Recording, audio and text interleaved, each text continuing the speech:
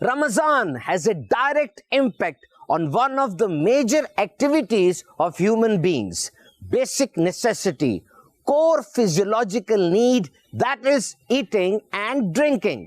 رمضان المبارک کی ویسے تو بہت سی برکتیں ہیں، لیکن ایک کام ایسا ہے، ایک ایکٹیویٹی ایسی ہے جو ڈائریکٹلی سپروائز ہو رہی ہوتی ہے، اور وہ ہے کھانا اور پینا. یاد رہے، روزہ رکھ لینا اس چیز کا لائسنس نہیں ہے کہ اب میں جو مرضی کھاؤں، جب چاہوں کھاؤں اور جو چاہوں کھاؤں. احتیاط کرنی بہت ضروری ہے.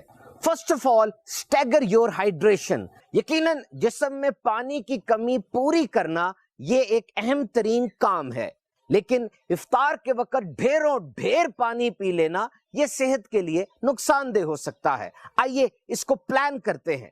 افطار کے وقت 2 گلاس پانی پیجئے اور پھر وقفے سے 1 گلاس یا آدھا گلاس پانی پیجئے. یاد رہے، انسان کی دن کی ضرورت وہ 8 گلاس پانی ہے. ہاں، اگر آپ کسی گرم علاقے میں رہتے ہیں یا محنت والا کام کرتے ہیں، پسینہ زیادہ آتا ہے، تو ریکوائرمنٹ ڈیفرنٹ ہو سکتی ہے. چینی سے بھرے کھانے، شوگری فوڈز، یہ بھوک اور پیاس دونوں کو بڑھا دیتے ہیں. And they are having almost no nutritional value. ان میں غذائیت بھی بہت کم ہوتی ہے.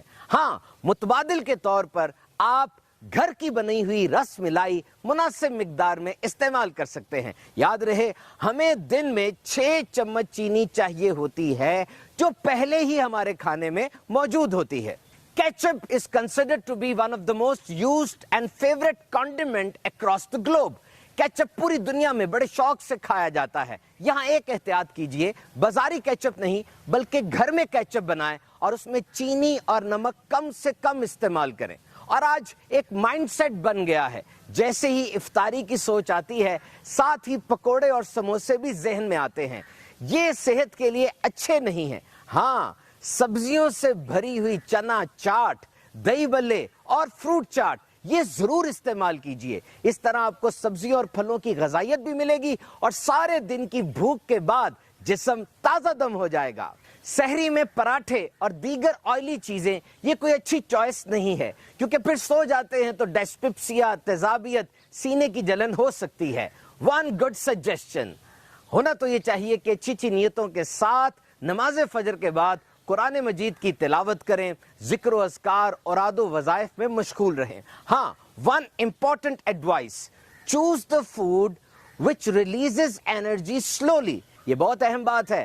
دیکھیے، ایسے کھانے سحری میں کھائیے جن سے انرجی فوراً نہیں نکلتی بلکہ آہستہ آہستہ ریلیز ہوتی ہے، تاکہ آپ کے جسم کو طاقت ملتی رہے. حدیث پاک میں ہے، آدمی اپنے پیٹ سے زیادہ برا برتن کوئی نہیں بھرتا. انسان کے لیے چند لقمے ہی کافی ہیں جو اس کی پیٹھ کو سیدھا رکھ سکے، اور اگر ایسا نہ کر سکے تو 1/3 کھانے کے لیے، 1/3 پانی کے لیے اور 1/3 سانس کے لیے. یاد رکھیے، Ramadan is just like a training phase. ہمیں رمضان میں روزے رکھنے ہیں، عبادات کرنی ہے اللہ کی رضا کے لیے، لیکن اگر احتیاط کریں اور پراپرلی مینج کریں تو اس کے اور بہت سے فوائد حاصل ہو سکتے ہیں.